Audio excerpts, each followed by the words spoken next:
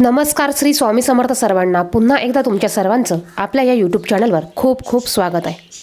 आता लवकरच महालक्ष्मीच्या व्रताची सुरुवात होणार आहे. बरेच जण हे व्रत करत असतात. हे व्रत स्त्रिया करू शकतात, महिला करू शकतात, पुरुष करू शकतात आणि कुमारिका देखील करू शकतात. तर हे व्रत करत असताना बऱ्याच स्त्रियांना पडलेले प्रश्न, ह्या प्रश्नांची उत्तरं आपण या व्हिडिओमध्ये बघणार आहोत. तो व्हिडिओ कुठेही स्किप न करता संपूर्ण बघा, म्हणजे तुम्हाला पडलेल्या तुमच्या प्रश्नांची उत्तरं तुम्हाला या एकाच व्हिडिओमध्ये भेटणार आहे. आणि याचबरोबर जर का तुमचे आणखीन काही प्रश्न असतील तर ते तुम्ही कमेंट बॉक्समध्ये नक्की विचारू शकतात. मार्गशीर्ष महिन्यातील गुरुवारचे हे व्रत प्रत्येकजण करत असतो. प्रत्येक महिला ही भक्तिभावाने हे व्रत करत असते. आपल्या घरात सुख शांती नांदावी, सुख समृद्धी यावी, यासाठी आपल्या घराची भरभराटी व्हावी, यासाठी प्रत्येक महिला हे व्रत करत असते. याचबरोबर कुमारिकेला आपल्याला चांगला पती मिळावा, यासाठी कुमारिका देखील हे व्रत करत असतात. तर हे व्रत करत असताना आपल्याला बघा, गुरुवारी केस धुवायचे का? आपल्याला गुरुवारी उपवास असतो, मग गुरुवारी केस धुवावे का? फरची पुसावी का? मासिक पाळी आली, सुतक असेल तर काय करावे? पहिल्या गुरुवारी मासिक पाळी आली तर काय करावे? शेवटच्या गुरुवारी उद्यापन असताना मासिक पाळी आली तर काय करावे? याचबरोबर कलशावरती प्रत्येक गुरुवारी तोच नारळ ठेवावा का? याचबरोबर गर्भवती महिला असतील तर त्यांनी उपवास करावे का?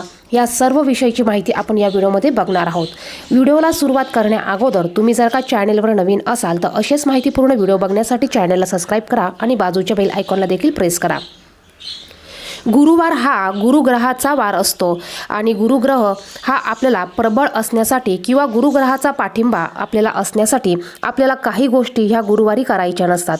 म्हणजे बघा, आपल्याला गुरुवारी उपवास असताना आपल्याला गुरुवारच्या दिवशी केस धुवायचे नसतात. बघा, महिलांनी गुरुवारी उपवास असताना केस धुवू नये असे म्हणतात, कारण यामुळे आपला गुरुग्रह हा मजबूत असतो, तो कमकुवत होतो.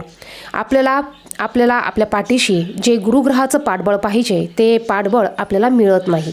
यामुळे गुरुग्रह हा नाराज होतो आणि गुरुग्रह म्हणजे बघा आपली प्रगती, आपल्याला व्यवसाय धंद्यात जी प्रगती हवी असते त्याच्यासाठी गुरुग्रह मजबूत असणं हा खूप महत्त्वाचा असतो.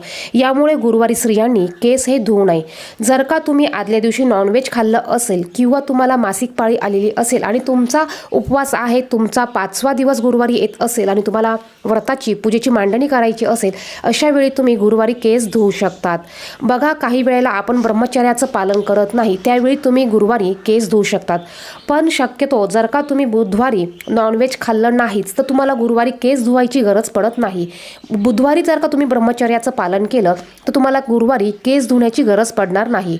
तर बघा, या काही गोष्टी आहेत त्या आपल्या मानण्यावर समजण्यावर आहेत. आपण जर का बुधवारी नॉनव्हेज केलं नाही, बुधवारी ब्रह्मचर्याचं पालन केलं तर आपल्याला गुरुवारी केस धुण्याची गरज पडत नाही.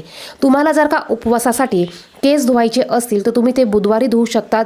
शक्यतो गुरुवारी केस धुवू नये. आणि जर का तुम्हाला मासिक धर्म असेल, 5वा दिवस गुरुवारी येत असेल, या कारणामुळे केस धुवावे लागत असतील किंवा काही कारणास्तव तुम्हाला गुरुवारी केस धुवावे लागत असेल तर तुम्ही केस धुताना अंघोळीच्या पाण्यामध्ये तुम्हाला चिमूटभर हळद टाकायची आहे. यामुळे बघा आपला गुरुग्रह हा नाराज होत नाही, यासाठी आपल्याला चिमूटभर पाण्यामध्ये हळद टाकून या पाण्याने आपल्याला गुरुवारी केस धुवायचे आहे. पण शक्यतो तुम्हाला गुरुवारी केस धुवावे लागणार नाही, अशा तुम्ही गोष्टी स्वतः करू शकतात. आता बघा,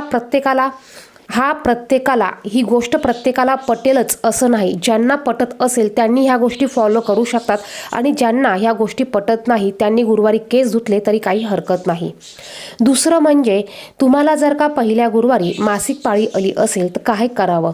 बघा, तुम्हाला जर का पहिल्या गुरुवारी मासिक धर्म तुमचा पहिला दिवस, दुसरा दिवस, तिसरा दिवस किंवा चौथा दिवस असेल तर तुम्ही फक्त हा उपवास करायचा आहे. पूजेची मांडणी तुम्ही करू शकत नाही.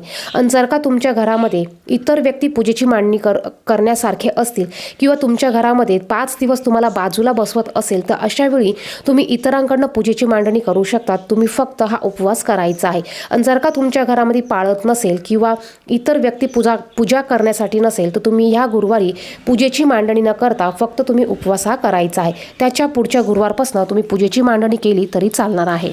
यानंतर जर का तुम्हाला पहिल्या गुरुवारी सुतक असेल तर तुम्ही सुतकामध्ये देखील फक्त या व्रताचा उपवास करायचा आहे. पूजेची मांडणी तुम्ही करायची नाही आहे. बघा, जर का आपल्याला लक्ष्मीची प्राप्ती पाहिजे असेल किंवा लक्ष्मी आपल्यावर खुश असावी किंवा लक्ष्मी आपल्यावर प्रसन्न असावी असं तुम्हाला जर का वाटत असेल, जर का गुरुग्रह आपला प्रबळ, गुरुग्रहाचं पाठबळ आपल्याला असावं असं वाटत असेल, तर बघा गुरुवारी स्त्रियांनी अजिबात केस धुवू नका. त्याचबरोबर गुरुवारी तुम्ही घरात झाडझूड, फरचीला झाडू मारणे या गोष्टी करू शकतात. गुरुवारी आपण घरातली फरची ही पुसत नसतो. बघा, जर का तुम्ही फरची पुसली तर लक्ष्मी माता ही आपल्यावर नाराज होते. या मागचं हेच कारण आहे. आता ज्यांना ह्या गोष्टी पटत असेल त्यांनी ह्या गोष्टी करायला चालू करा. ज्यांना पटत नसेल त्यांनी ह्या गोष्टी सोडल्या तरी चालणार आहे. गुरुवारी तुम्ही शक्यतो तुमच्या घरातील फरची पुसू नका. तुम्ही बुधवारच्या दिवशी फरची तुम्ही पुसून घ्या, तुमची लादी सर्व पुसून घ्या. गुरुवारी फक्त तुम्ही झाडू मारल्यानंतर तुम्ही गोमतीर पाणी किंवा गंगाजल तुमच्या संपूर्ण घरामध्ये शिंपडू शकतात. बघा, आपण हे व्रत का करतो तर आपल्या घरात सुख शांती नांदावी, आपल्या घरात लक्ष्मीचं आगमन व्हावं यासाठी करत असतो. आणि जर का आपण गुरुवारी ह्या गोष्टी केल्या, ह्यामुळे जर का लक्ष्मी स्वतः नाराज होत असेल तर बघा ह्या गोष्टी करून आपल्याला काहीच उपयोग किंवा फायदा नाहीये.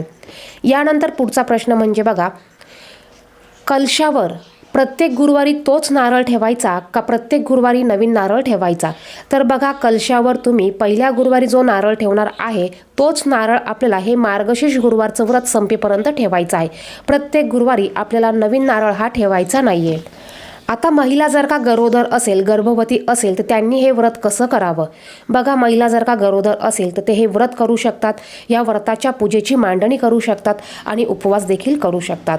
फक्त जर का ज्या महिलांना उपवास निघत नसेल किंवा डॉक्टरांनी उपवास करायला सक्त मनाई केलेली असेल, अशा महिलांनी चुकूनही या दिवशी, या गुरुवारच्या व्रताच्या दिवशी उपवास करू नका.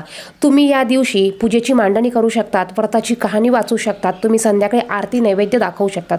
तुम्ही उपवास नाही केला तरी चालणार आहे. बघा, कारण गर्भवती महिलांच्या पोटामध्ये एक जीव वाढत असतो आणि बघा आपल्याला ह्या टायमाला जास्त अन्नाची किंवा चांगल्या पौष्टिक आहाराची गरज असते. त्यामुळे तुम्ही या व्रताच्या दिवशी उपवास नाही केला तरी चालणार आहे. यानंतर बघा, शेवटच्या गुरुवारी, उद्यापनाच्या गुरुवारी जर का अडचण आली, मासिक पाळी आली तर काय करावं? बघा, यावर्षी 5 गुरुवार पडत असल्यामुळे तुम्हाला जर का माहिती असेल 5व्या गुरुवारी तुम्हाला अडचण येणार आहे, तर तुम्ही या गुरुवारच्या व्रताचं उद्यापन हे 4थ्या गुरुवारी करू शकतात. किंवा मग 5व्या गुरुवारी तुम्हाला मासिक पाळी अचानक आली तर तुम्ही ह्या व्रताचं उद्यापन त्याच्या पुढच्या येणाऱ्या गुरुवारी देखील करू शकतात. बघा, आता हे मार्गशीर्ष महिना चालू आहे आणि श्रावण महिना इतकाच पवित्र महिना हा समजला जातो. त्यामुळे या महिन्यामध्ये आपण नॉनव्हेज हे वर्ज्य करत असतो. बघा, पण प्रत्येक ठिकाणी, प्रत्येक घरामध्ये नॉनव्हेज वर्ज्य करणं शक्य नसेल तर तुम्ही जर का उपवास करत असाल तर तुम्ही नॉनव्हेज खाऊ नका. तुम्ही घरात गुरुवार सोडून इतरांसाठी नॉनव्हेज बनवलं तरी चालेल, परंतु शक्यतो तुम्हाला जर का हा पूर्ण महिना पाळता आला तर तुम्ही पूर्ण महिना नॉनव्हेज वर्ज्य करायचा आहे. व्हिडिओमध्ये सांगितलेली माहिती आवडली तर व्हिडिओला नक्कीच लाईक करा आणि या व्यतिरिक्त जर का तुमच्या आणखीन काही इन्क्वायरीज किंवा प्रश्न असतील तर तुम्ही ते कमेंट बॉक्समध्ये नक्की विचारू शकतात. धन्यवाद. श्री स्वामी समर्थ.